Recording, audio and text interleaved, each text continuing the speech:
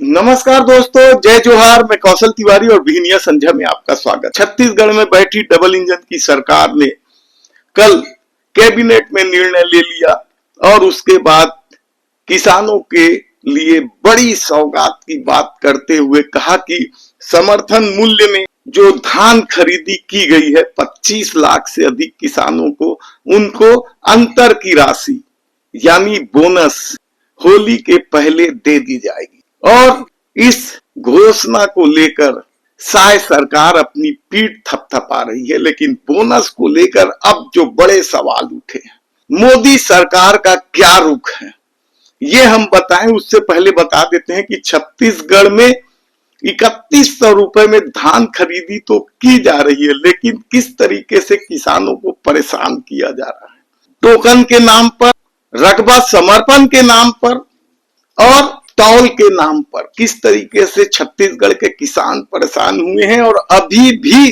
2 लाख से ऊपर किसान ऐसे हैं जिनका पंजीयन तो हुआ लेकिन उनकी धान नहीं खरीदी गई, और इसे लेकर अब भी जगह जगह आंदोलन की सुगबुगाहट चल ही रही है। ऐसे में एक सवाल जो बड़ा उठ रहा है कि क्या सच में छत्तीसगढ़ की सरकार 3100 रुपए में धान खरीदना नहीं चाहती, क्योंकि पिछले साल के मुकाबले इस साल धान की खरीदी लगभग 8 लाख मीट्रिक टन कम हुई। पिछले साल 149 लाख मीट्रिक टन की धान की खरीदी की गई थी और इस बार 141 लाख यानी 8 लाख टन धान की खरीदी कम हुई है। तो लक्ष्य से यदि देखा जाए तो यह करीब करीब 25 लाख क्विंटल कम धान की खरीदी की गई है। इस बार लक्ष्य 165 लाख मीट्रिक लाख टन का लक्ष्य था।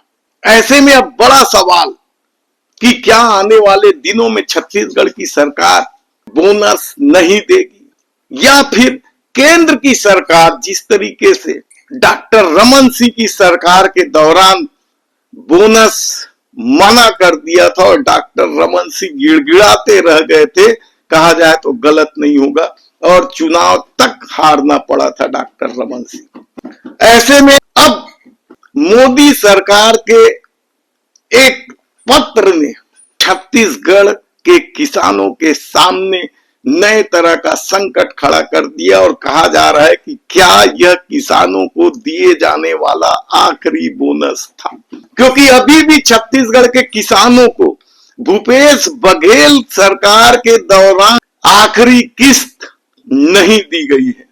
मोदी सरकार ने तब बंदिश लगाई थी तो भूपेश सरकार ने राजीव गांधी के नाम पर योजना चलाकर किसानों को अंतर की राशि दे रही थी।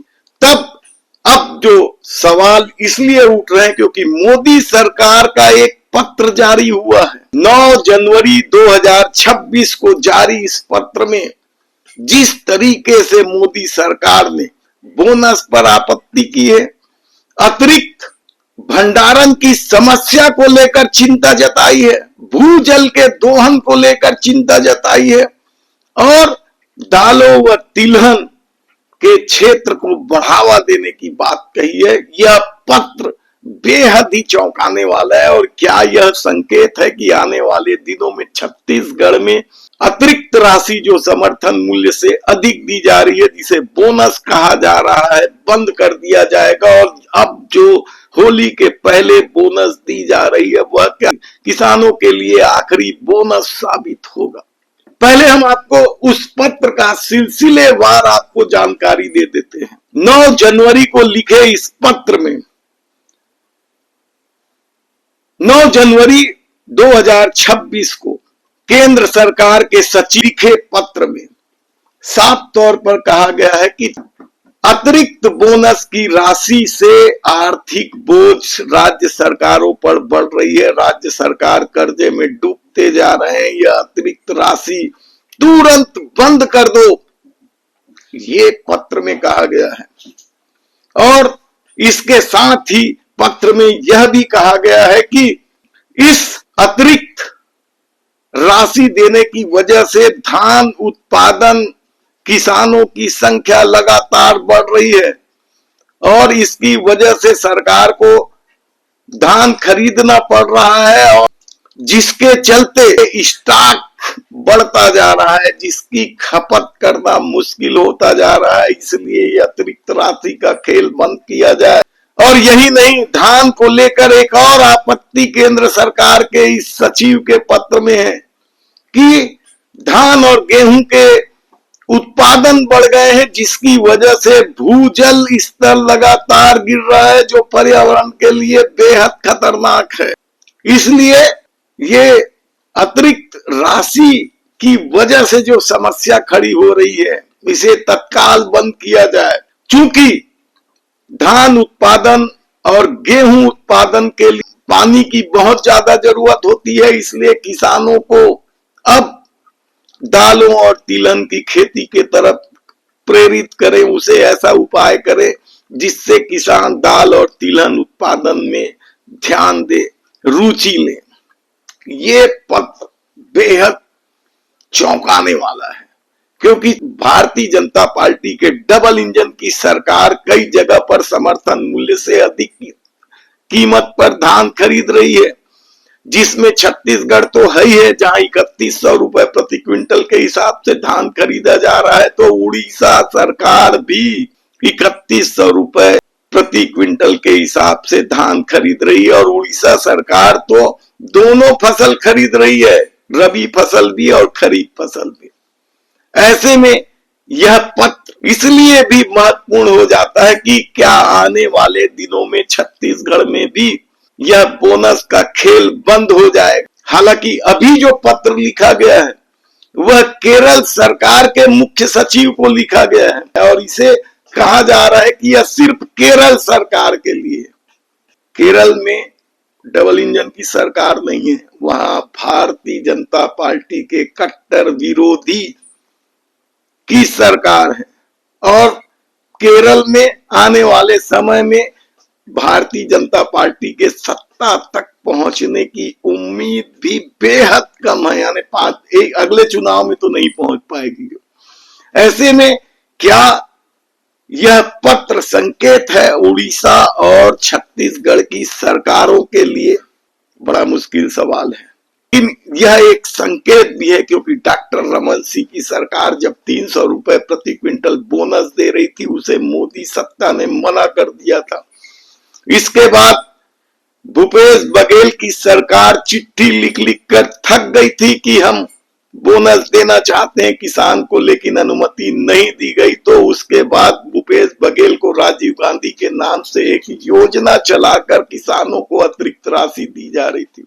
एक तरफ मोदी सरकार किसानों के दोगुनी आय का वादा करती है, लेकिन दूसरी तरफ जो राज्य सरकारें किसानों को अतिरिक्त राशि देकर किसानों की आर्थिक स्थिति सुधारने की कोशिश कर रही है, उस पर भी बंदिश लगाती है। तब देखना है कि आने वाले दिनों में क्या मोदी सरकार छत्तीसगढ़ और उड़ीसा के सरकार पर भी इस तरह का दबाव डाल सकती है। हालांकि पिछले दरवाजे से जिस तरीके से धान की खरीदी लगातार कम हो रही, उड़ीसा में भी यही स्थिति, वहां भी 160 मीट्रिक टन उत्पादन बताया जा रहा है, लेकिन 80-82 लाख मीट्रिक टन ही धान खरीदी जाती है। तो फिर छत्तीसगढ़ में भी इस बार पिछले साल के मुकाबले कम खरीदी की गई है। देखना है कि यह आखिरी बोनस होगा या फिर मोदी सरकार छत्तीसगढ़ के प्रति रियायत बरतेगी।